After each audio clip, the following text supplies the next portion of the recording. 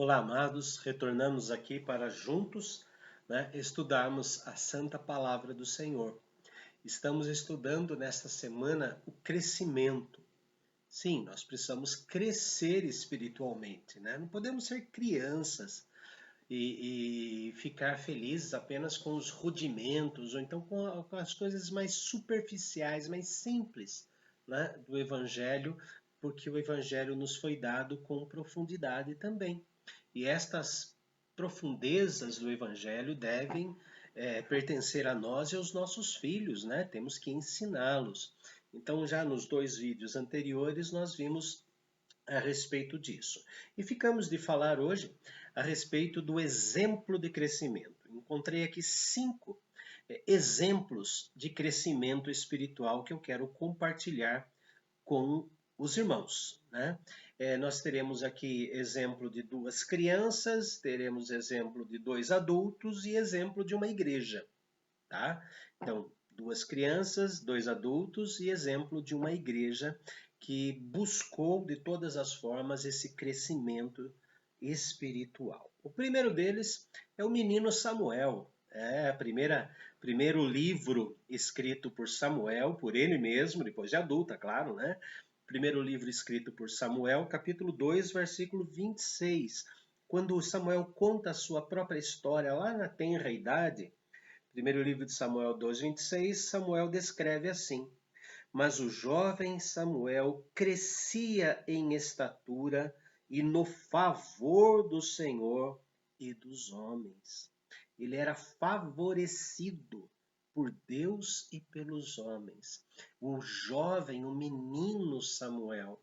Então ele era tão agradável estar com ele, era tão bom estar com uma criança que sabe falar, que conhece Jesus, né? Nesses tempos de pandemia, nós temos visto muitas crianças orando, crianças repetindo João 3,16, né? Cada coisinha fofa, né? Cada criança bonita, né? Ah, eu quero ter um filho assim, ah, eu quero ter um neto assim, eu quero ter um sobrinho assim. Não é assim que a gente vê? Quando vê essas coisas mais lindas, né? Criancinhas decorando versículos compridos, né? Crianças falando o Pai Nosso, crianças orando, crianças acalmando o nosso coração, não é verdade? Então, é desde pequenino. E nós vimos aqui Samuel, depois de adulto, escrevendo que desde a mais tenra idade ele crescia em estatura e favor dos homens. As pessoas gostavam de estar com ele, gostavam de ouvi-lo falar. Temos uma segunda criança, né? Nosso amado Salvador. Às vezes a verdade é que Jesus e Deus é o mesmo, né? Nós cremos na Trindade, que Jesus, sendo Deus, enviou o Espírito Santo para instruir e para inspirar os homens para escrever as Escrituras, mas às vezes nós imaginamos que Jesus, quando era criancinha, já sabia de tudo, né? Ele sabia de tudo, mas ele se sujeitou a passar pelo processo de crescimento. Para quê? Se ele sabe de tudo, por que ele fez isso? Para nos ensinar a importância de crescermos no conhecimento do amor de Deus. Então ele, quando assumiu o corpo humano, quando ele assumiu a personalidade humana para morrer pelos homens de forma santa, ele também nos mostra, nos ensina esse crescimento paulatino. Lucas capítulo 2, versículos 40 e 52. Crescia o menino e se fortalecia, enchendo-se de sabedoria, e a graça de Deus estava sobre ele. E crescia Jesus em sabedoria, estatura e graça diante de Deus e dos homens. Então, o próprio Senhor Jesus se sujeitou a crescer em conhecimento para nos ensinar a necessidade disso, a necessidade de crescer. Eu falei de 2 meninos, na verdade são três, né? João Batista também, em Lucas capítulo 1, versículo 80, Lucas 1, 80, está escrito assim: o menino crescia e se fortalecia em espírito, e viveu nos desertos até o dia em que havia de manifestar-se a Israel. Nós vemos então três exemplos: Samuel, João Batista, Jesus, né? Crianças que foram crescendo no conhecimento de Deus. É lógico que com relação aos pais dessas crianças, eles foram importantíssimos nas mãos de Deus. Sim, os pais de João Batista, não é? A mãe, os pais de Samuel e também a igreja através do sacerdote Eli. Eles não só ensinaram em casa, como no caso de Zacarias e Isabel ensinando João Batista, mas como levaram a igreja, no caso, né, de Eucana e de Ana, que levaram Samuel para o templo. Escola dominical, queridos. Escola dominical. E o próprio Senhor Jesus, ensinado por José e Maria, ele chegou ao ponto de estar entre os doutores da lei, conversando de igual para igual na sua adolescência, mostrando para nós que é possível um pré-adolescente, um adolescente, ter um conhecimento profundo das Escrituras, porque Jesus se fez homem para morrer por nós, mas também para nos ensinar o que os homens devem fazer. Por isso que Jesus orava. Mas eu quero falar agora de um homem adulto, de um homem adulto que se sujeitou a aprender tudo de novo.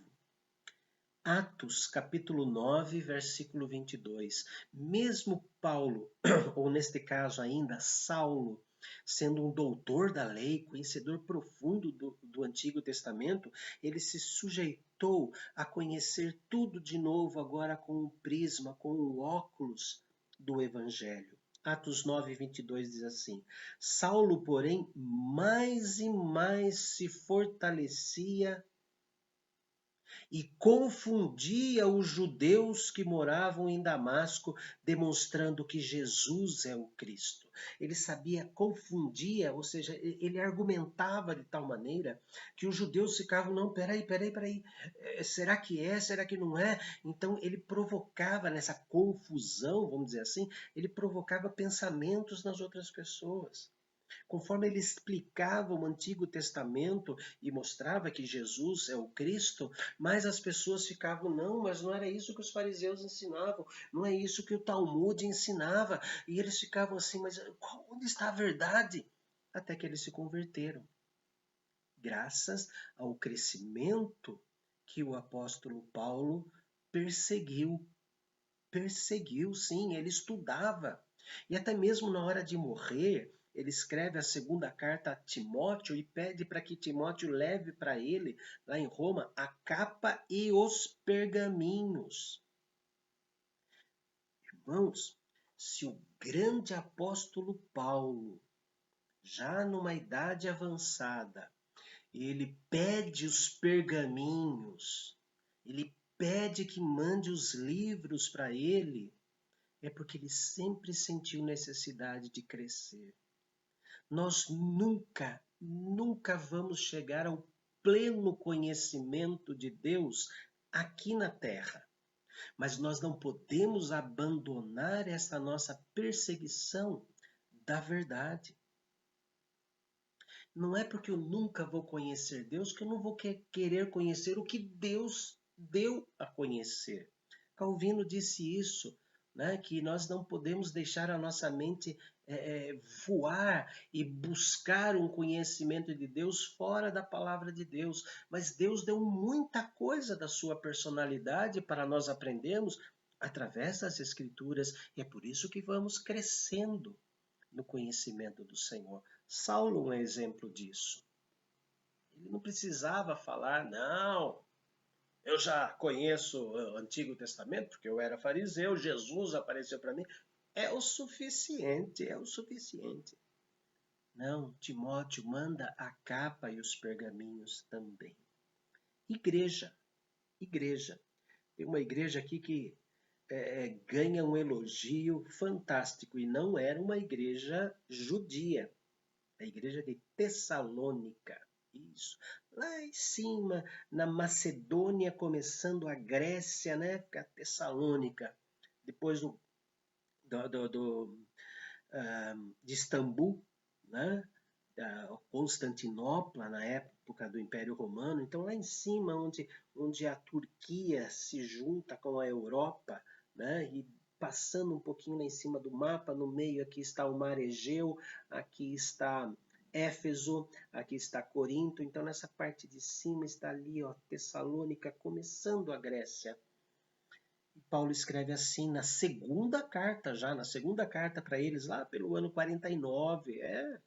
O Gálatas, 1ª e 2ª Tessalonicenses foram os 3 livros, né, que começaram o Novo Testamento. Então ele escreve assim na segunda carta aos Tessalonicenses 1, versículo 3. Irmãos, cumpre-me dar sempre graças a Deus no tocante a vós outros, como é justo, pois a vossa fé cresce sobremaneira, e o vosso mútuo amor de uns para com os outros vai aumentando. Vocês estão crescendo na graça, crescendo no conhecimento de Deus. Irmãos, exemplos que nós devemos seguir. Enquanto crianças, seguir o exemplo de Samuel, de João Batista, do próprio Jesus quando criança. Quando adultos, seguir o exemplo de Paulo, né? De sempre crescer no conhecimento de Deus. E como igreja, crescer como a igreja dos Tessalonicenses. Pai amado, nós agradecemos por esses exemplos palpáveis que a tua palavra nos dá. Mesmo quando crianças, adultos e enquanto igreja, quanto o agrupamento de pessoas que te amam, nós devemos crescer. Nos ensine, ó Deus, a seguir esses exemplos dessas pessoas que o Senhor fez crescer, que o Senhor deu vontade de crescer e equipou para que eles crescessem no conhecimento da tua divindade, do teu amor, da tua misericórdia por nós. Senhor, que possamos também um dia, quando partirmos desta terra, que possamos para a tua glória, unicamente para a tua glória, deixar exemplo de crescimento.